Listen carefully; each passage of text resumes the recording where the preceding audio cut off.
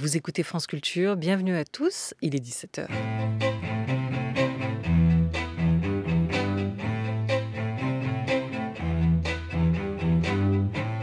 Réviser ses classiques tout en s'amusant, tester et améliorer son orthographe sans être noté. Avec Rachid Santaki, nous vous proposons une dictée et sa correction à faire seul ou en famille, munie d'un papier et d'un crayon. En compagnie aujourd'hui de la comédienne Anne Rocher. Une dictée à suivre maintenant sur l'antenne de France Culture, en vidéo sur le Facebook de la chaîne et à retrouver plus tard, si vous le souhaitez, sur le fil de vos podcasts.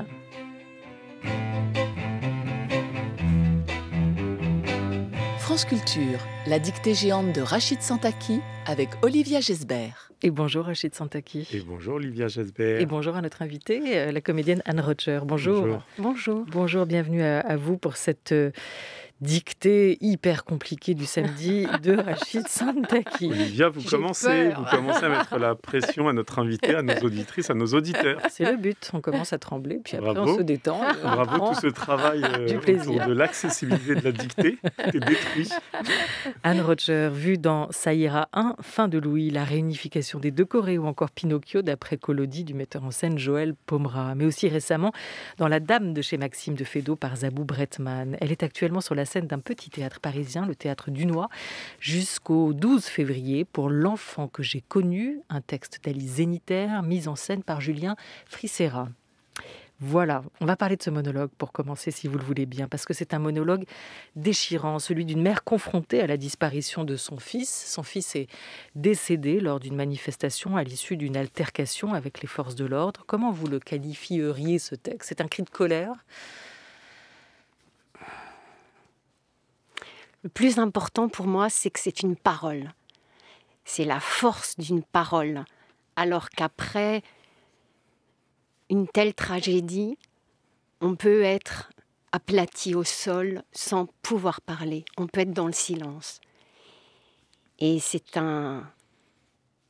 comme une révolution, une résurrection d'une femme qui trouve la force de parler, de s'exprimer, de raconter son histoire. Et c'est une transmission à l'envers. C'est-à-dire que dans la perte de l'enfant, par la mort de l'enfant, le fils va lui apprendre des choses. Le fils lui enseigne, le fils lui transmet. Et elle remet en cause tout son passé, elle remet en cause toutes ces prises de position antérieures, toute la femme bien bourgeoise et établie qu'elle était. Et je trouve ça très fort et très beau de justement trouver ce tremblement qui la tient debout, ce tremblement qui la fait parler et Alice Zénitaire, elle dit que finalement,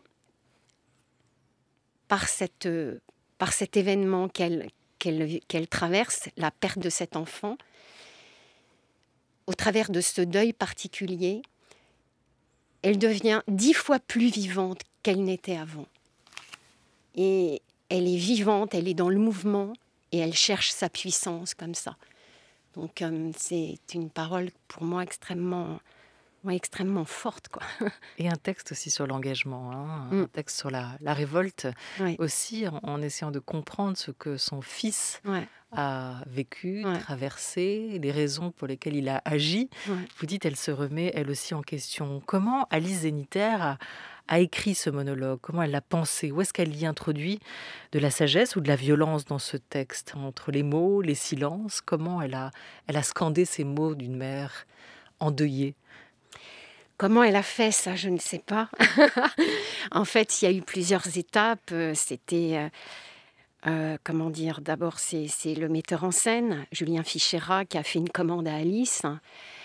Au tout début, ça devait être un autre sujet. Et puis finalement, il voulait parler de la société d'aujourd'hui, d'une transmission à l'envers. Et Alice a donné un texte. On s'est retrouvés tous les trois avec Alice. J'ai lu ce premier texte avec elle. On a discuté et après, elle nous a renvoyé un nouveau texte. Et ce que je peux dire, c'est que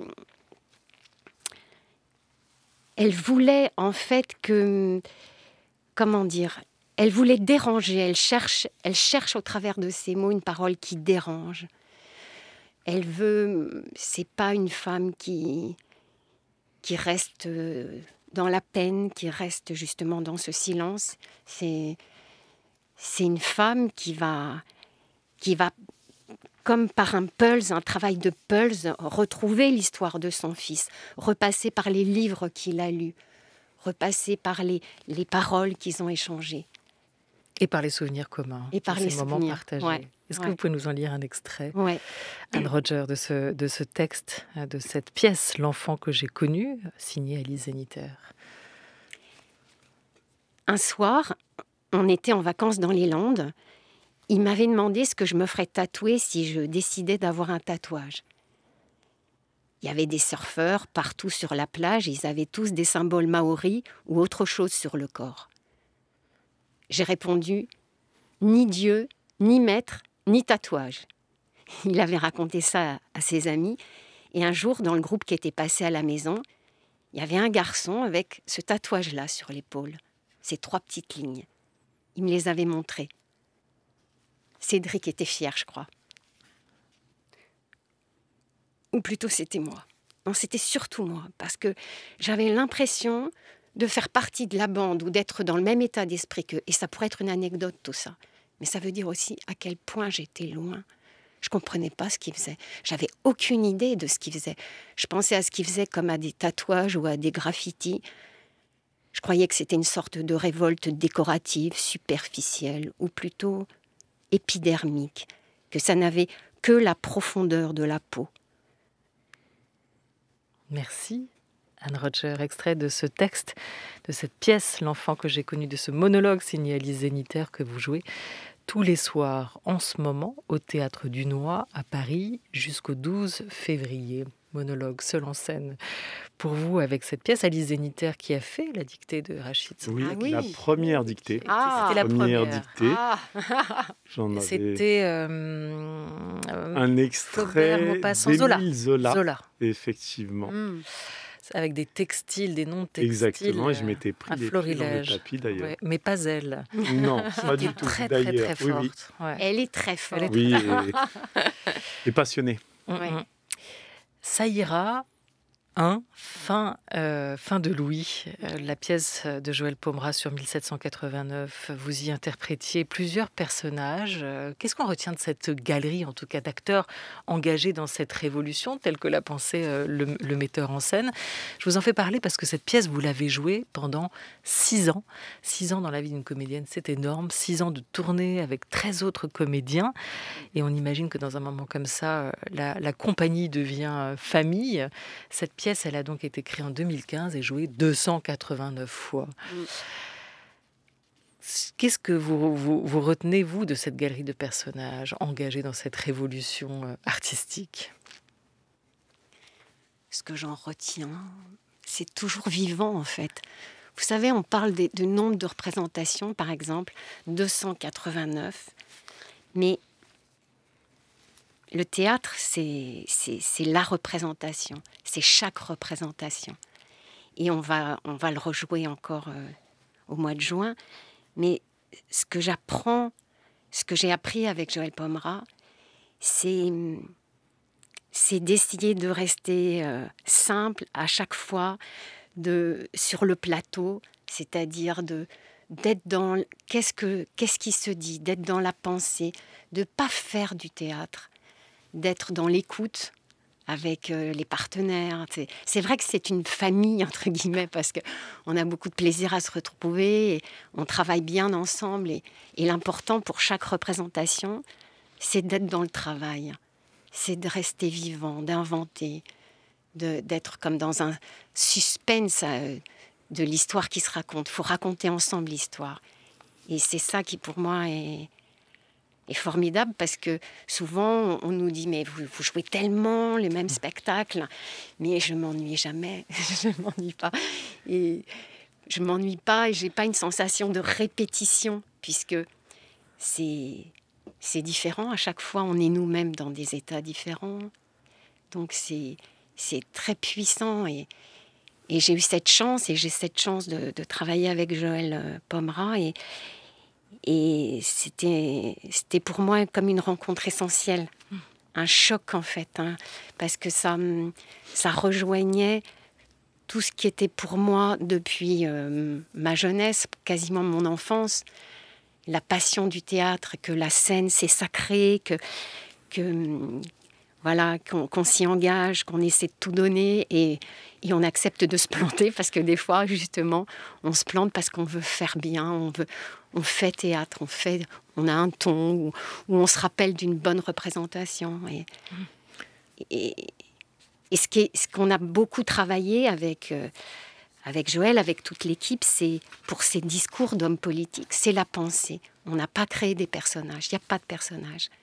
On est dans qu'est-ce qui se raconte. Dans les mots et les discours. Anne Roetscher, alors Joël Pomera, c'est un théâtre à la fois politique, mais c'est aussi un grand conteur. Pomera, le conteur qui raconte les histoires qu'on lui a contées un jour. Il a mis en scène Le Petit Chaperon Rouge, Cendrillon et Pinocchio. Tiens, Pinocchio de Joël Pomera. Son texte est d'ailleurs édité, le texte de la pièce chez Actes Sud, Pinocchio d'après Carlo Collodi. Quel texte vous avez choisi pour la dictée d'aujourd'hui ?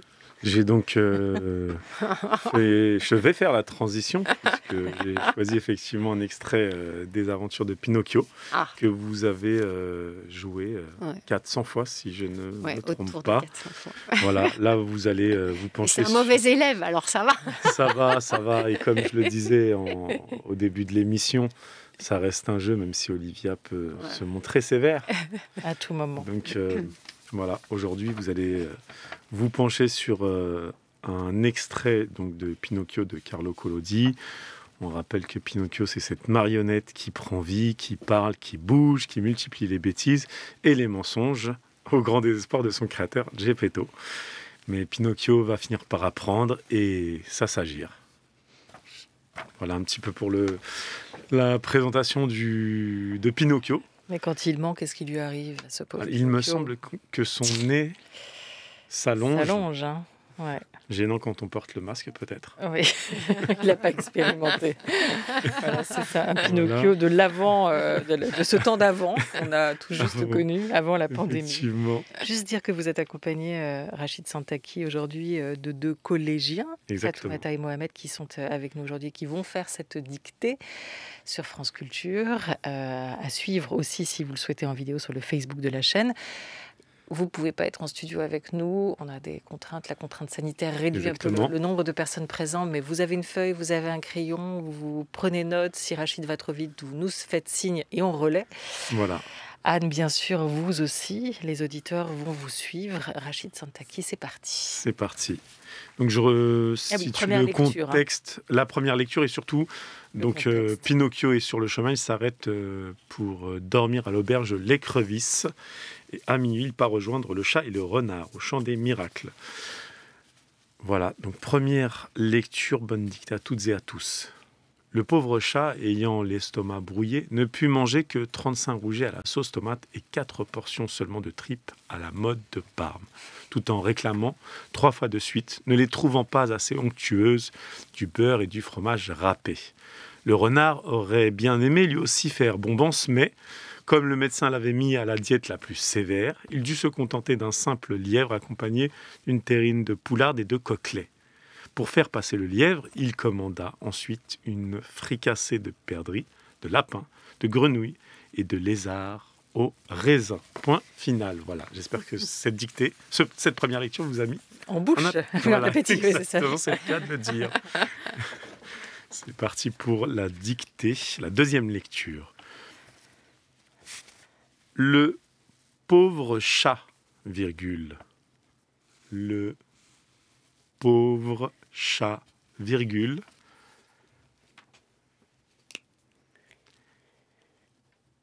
Ayant l'estomac brouillé, virgule. Le pauvre chat, virgule. Ayant l'estomac brouillé, virgule. Ne put manger, ne pu manger, ayant l'estomac brouillé, virgule, ne put manger, que 35 Rouget ne put manger, que 35 Rouget à la sauce tomate, à la sauce tomate. Je répète pour les plus jeunes, ne put manger que 35 Rouget à la sauce tomate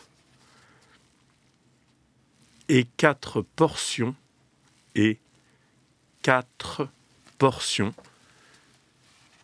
et 4 portions seulement de tripes,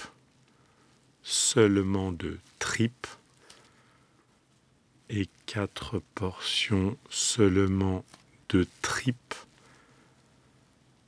à la mode,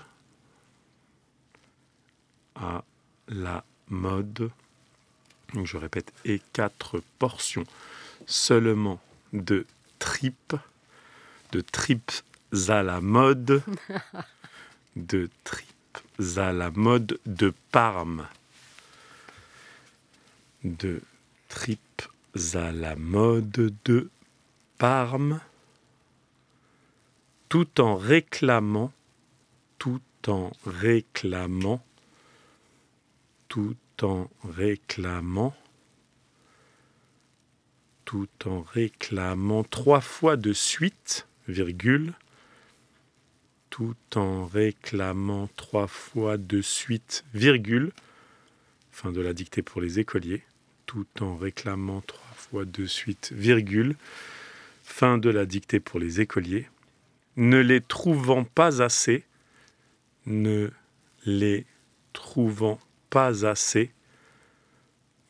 onctueuse, virgule, ne les trouvant pas assez onctueuse, virgule, je répète tout en réclamant 3 fois de suite, virgule, ne les trouvant pas assez onctueuse, virgule, du beurre et du fromage râpé, point. Je répète, ne les trouvant pas assez onctueuses, virgule, du beurre et du fromage râpé, point. Le renard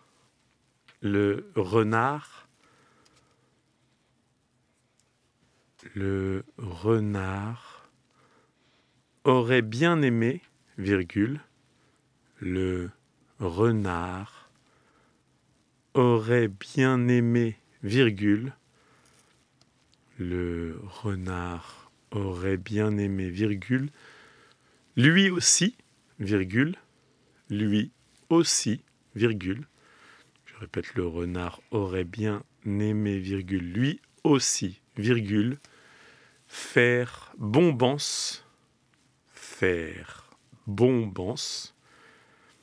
le renard aurait bien aimé, virgule, lui aussi, virgule, faire bombance,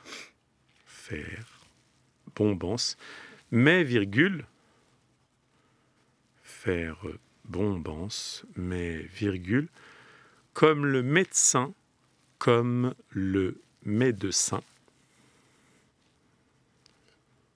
mais, virgule, comme le médecin, l'avait mis, comme le médecin l'avait mis à la diète, je répète, comme le médecin l'avait mis à la diète, la plus sévère, virgule, la plus sévère, virgule, comme le médecin l'avait mis à la diète la plus sévère, virgule, il dut se contenter,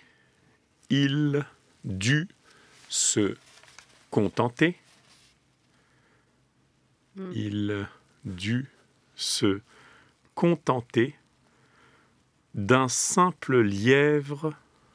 Il dut se contenter d'un simple lièvre accompagné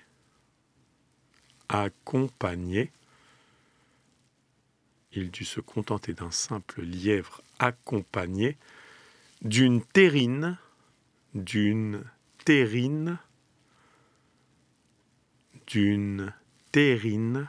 je répète, d'un simple lièvre accompagné d'une terrine de poulardes et de coquelets. Point. De poulardes et de coquelets. Point. Je ne peux pas faire mieux en termes de liaison. Non, là, c'est sûr. Hein, accompagné d'une terrine de poulardes et de coquelets. Point.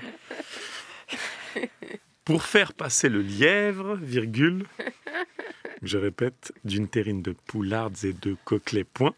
Pour faire passer le lièvre, virgule, pour faire passer le lièvre, virgule, il commanda, pour faire passer le lièvre, virgule, il commanda ensuite une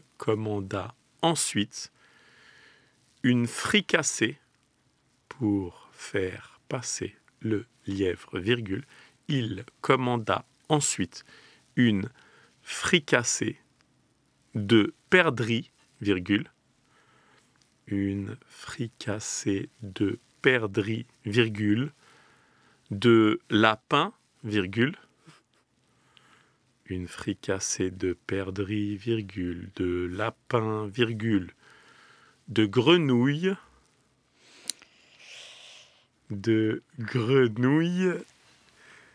et de lézard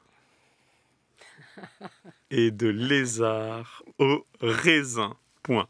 Je répète, de perdrix, virgule, de lapin, virgule, de grenouille et de lézard au raisin. Point final.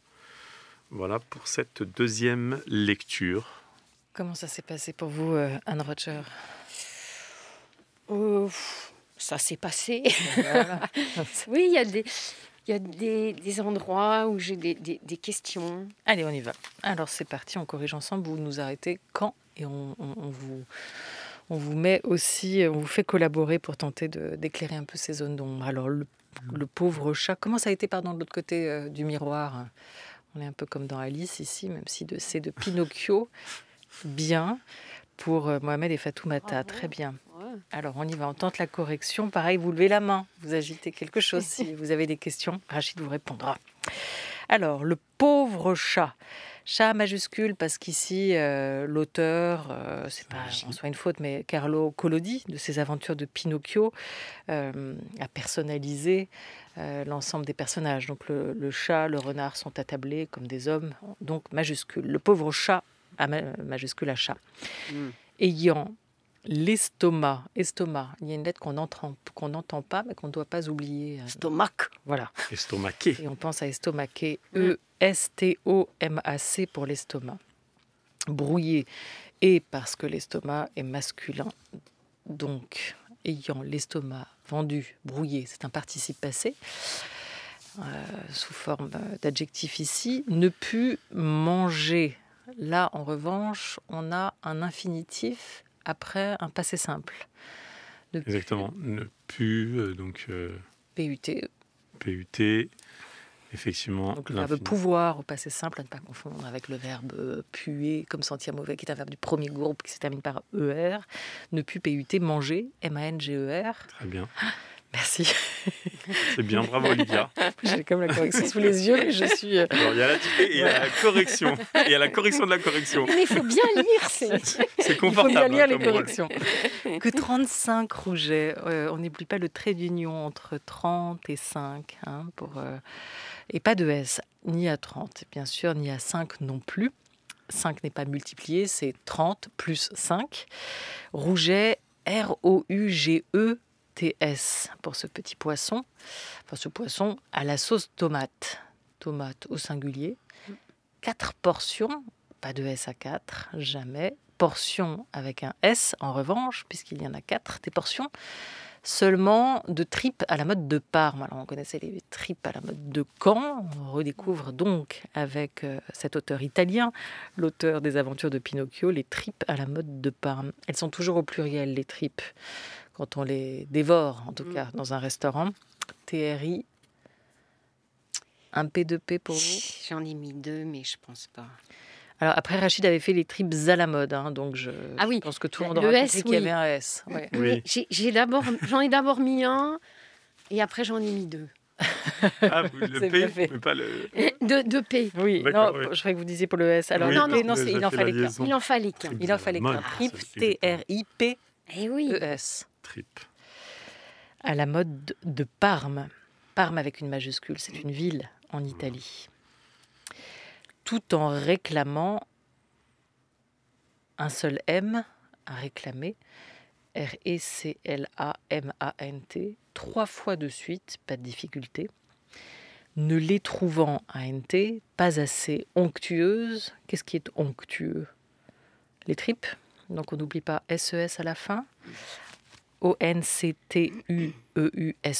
Du beurre avec 2 R au singulier et du fromage râpé, on l'entend, au singulier aussi. Râpé, peut-être, ne pas oublier l'accent circonflexe sur le A de râpé et à la fin. Le renard majuscule aurait bien aimé A-U-R-A-I-T pour cet auxiliaire avoir, aimer au participe passé, A-I-M-E.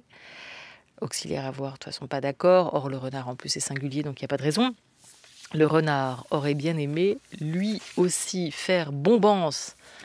Alors, bombance, c'est pas un mot qu'on emploie tous les jours, mais en même temps, on pense à bomber le torse. Vous l'avez écrit comment, Anne Roger? Ah oui. Non? Vous n'avez pas pensé à ça? Bombance, j'ai mis un A. Alors, allez-y, appelez-le en entier. B-O-M-B-A-N-C-E. Très bien. C'est bien ça. Et M parce que pour le bon, avant un B ou un P, c'est B-O-M comme maman, Michel, et pas B-O-N. Mais M-A-I-S, comme le médecin l'avait mise à la diète la plus sévère, il dut se contenter d'un simple lièvre. Alors, qui le médecin a-t-il mis à la diète? Est-ce que mis s'écrit M-I-S et comme Rachid Santaki fait les liaisons, ça fait mise à la diète? Ou est-ce que vous l'avez écrit M-I-S-E? Mise à la diète. Ah non, Mi, M-I-S. Très bien. C'est ce pauvre renard qui est à la diète et qui est donc le COD. Sinon, Rachid aurait prononcé différemment. Mise. Miseux, oui, ça c'est vrai. Pas faux. Alors, c'est moi qui cherche des difficultés dans la correction, en fait. J'essaie d'introduire le doute.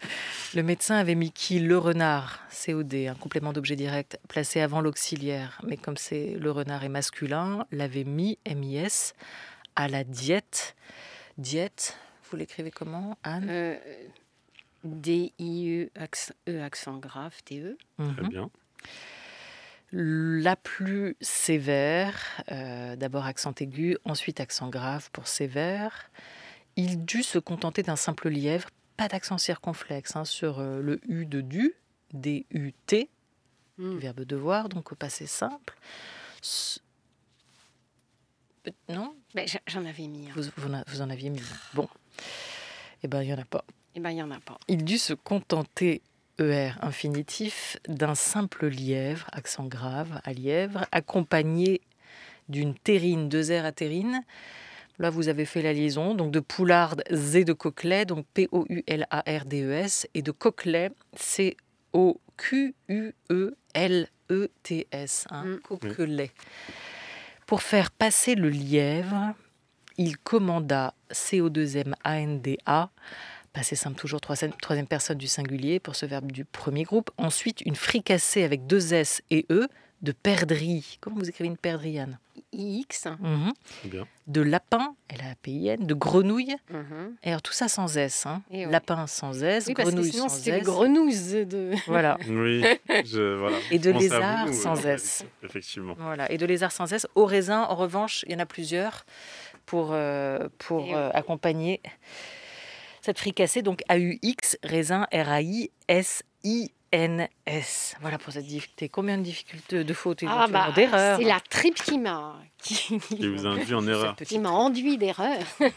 Il faudra manger plus de tripes. Allez, il nous reste 1 ou 2 minutes, Anne Roger. À l'école, on n'apprend rien. Vous pensez comme Pinocchio ou vous dites l'école buissonnière, c'est bien, mais enfin quand même, c'est pas mal d'aller aussi retourner écouter ce que les adultes ont à nous transmettre dans une classe d'école. Ouais, je pense que... Il regrette en fait Pinocchio quand même après. Pardon ? Il regrette un peu Pinocchio. Ah mais après il devient un super bon élève. Et ouais, mais c'est tout un parcours comme ça initiatique. Ouais. En fait, ce qui est très beau dans la pièce de Joël, à la fin, il dit merci à son père. Il n'a jamais pu le remercier. Ça démarre, il lui dit maintenant j'ai faim, donne-moi à manger s'il te plaît. Il l'insulte, il lui dit t'es vieux, t'es pauvre, il lui donne des ordres. Et avec tout ce parcours, à la fin, il lui dit merci, papa. Ça, c'est... Qui, on imagine, le merci de Pinocchio, le merci du metteur en scène à son père, le merci de l'acteur aussi à ses parents et le merci du public à ceux qui nous ont tout donné. Merci beaucoup à vous, Anne Roger. Merci à vous. Merci, Anne. Accepté de faire cette dictée à nous. Merci avec nous. Merci à Mohamed et à Fatoumata. Combien d'erreurs, a priori, avec les mains? Ça tient sur une main, sur 2 mains? 4. Pour Fatoumata, pareil pour Mohamed. On n'a pas compté.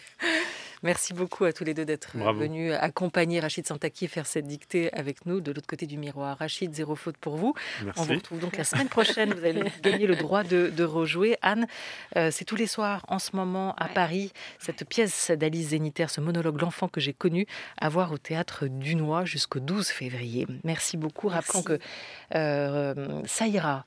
Fin de Louis de Joël Pomera sera rejoué au Festival d'Anjou en juin prochain. Pinocchio, pour l'instant, ça s'arrête là, mais on espère le retrouver très bientôt. Le texte est à retrouver chez Actes Sud. La dictée de Rachid Santaki, merci à Hosanna Chauvin, stagiaire savante de France Culture qui nous a éclairé depuis la rentrée sur certaines bizarreries de la langue française. Corinne Amar, qui a préparé et programmé cette émission. Mydia Portis-Guérin qui l'a réalisée, comme chaque semaine. Merci Mydia.